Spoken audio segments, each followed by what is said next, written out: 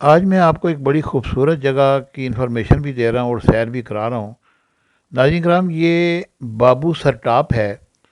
جب آپ گلگت جائیں تو یہ ایسا مقام ہے جو بلند ترین مقام ہے، اور یہاں سے پھر گلگت کی طرف ہم رواں دواں ہو جاتے ہیں۔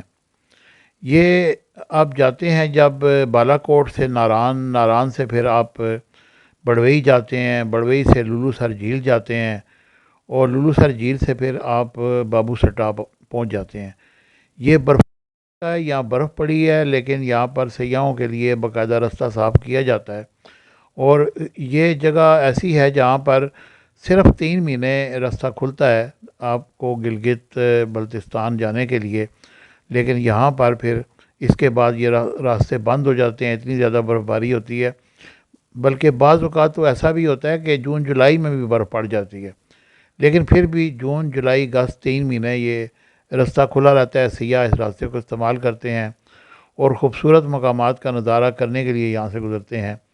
بعض ایسے بھی لوگ ہیں جو ناران جاتے ہیں اور پھر اس کے بعد کوئی تقریباً 2 گھنٹے کی ڈرائیو ہے یہاں سے، تو یہ بابو سر ٹاپ پہ یہاں پر اب انہوں نے اچھے مقامات بھی بنا دیے ہیں، یہاں پر کچھ ہوٹل بھی بن گئے ہیں، اور خوبصورت مناظر ہیں یہاں پہ، اور لوگ آ کے یہاں پہ رکتے بھی ہیں۔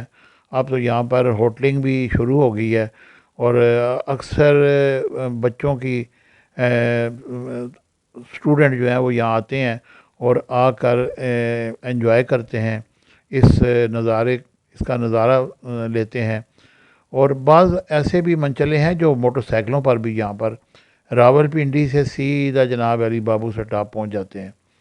یہ دیکھیں، آپ کو یہ مناظر آپ کو دکھا رہا ہوں، اس کو آپ انجوائے کریں۔